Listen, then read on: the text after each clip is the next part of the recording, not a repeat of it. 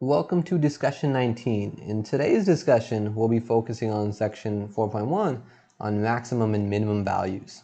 In this video, we will do some examples in which we find critical numbers. So I want to begin with the definition. So I want to recall that a number c is a critical number of our function f if c, let's write this in black, if c is in the domain of f and the derivative at c is either 0 or undefined. So c has to be a value in the domain of the function. So there's got to be a point on the graph actually there. And the derivative at c has to either be 0 or it's got to be undefined. All right, so let's do a practice problem. This is problem number 2 from worksheet 9, and it wants us to find all critical numbers of the following functions.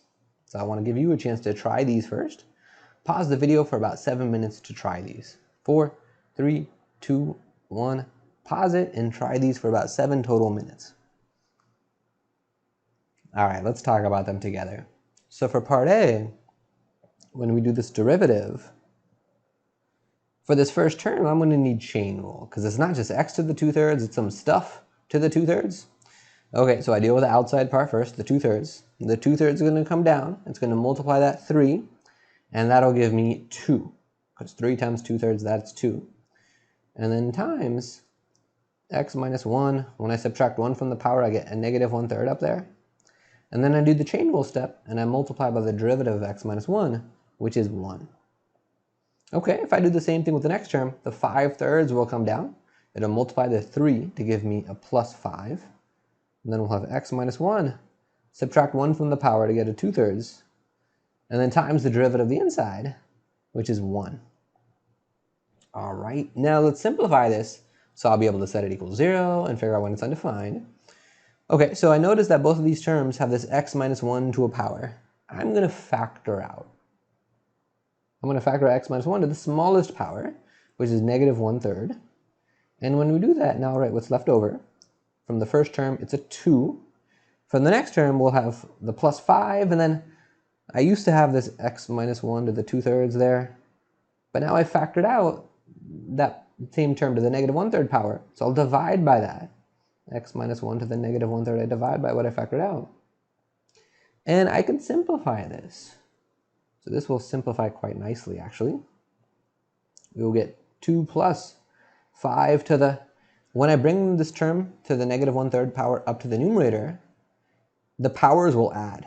2/3 plus 1/3 is just 1.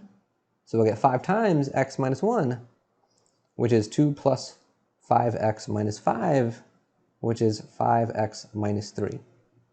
Okay, so this just becomes, so this whole thing in brackets becomes 5x minus 3. And now if I bring this term to the negative 1/3 power to the denominator, we get x minus 1 to the positive 1/3 on the denominator. And this wasn't the only way I could have simplified this. I could have also brought this x minus to the negative 1/3 power to the denominator originally, and then gotten a common denominator with these fractions. That would have also worked.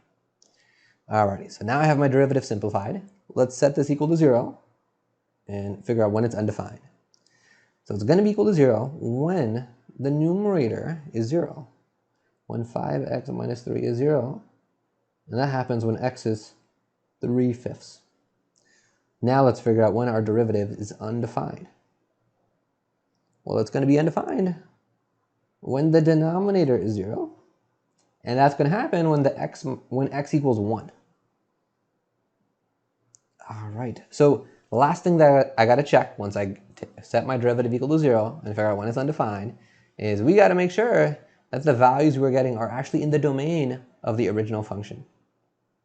So if we look at our original function, when I plug in the 3/5 and the 1, neither one of these is going to make like a denominator 0 and make this function undefined. Okay, so both of these are in the domain of the original function f, which makes them both critical numbers. So our critical numbers for part A are x equals 3/5 and x equals 1. And that's our answer. So let's do B, which is very similar, but there will end up being a key difference. All right, so here's our function in G, and if we take the derivative, it'll be very similar. So I'm going to do this one more quickly. The negative 1/3 will come down and multiply the 3 to give me negative 1 times x minus 1 to the, when I subtract 1 from the power, we'll get a negative 4/3. Then chain rule, multiply by the derivative of the inside, which is 1.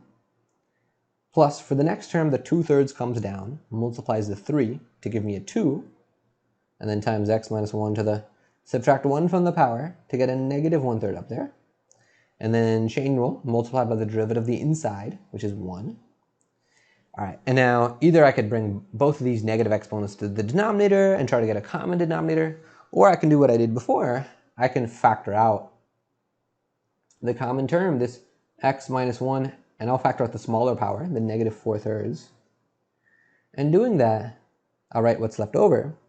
So from the first term, I'll have a negative 1 left over. From the next term, we'll have plus 2. Let's see, x minus 1 to the negative 1/3. And then I divide by the thing that I factored out. That's the x minus 1 to the negative 4/3. And as before, the thing in the brackets is going to simplify really nicely. This just becomes negative 1 plus 2 times. When I bring this term in the denominator up to the top, I'll just get times x minus 1 to the first power. And then this simplifies as negative 1 plus 2x minus 2. Whoops, 2x. All right, minus 2, which becomes 2x minus 3. All right, so our derivative here, the thing in brackets is just 2x minus 3.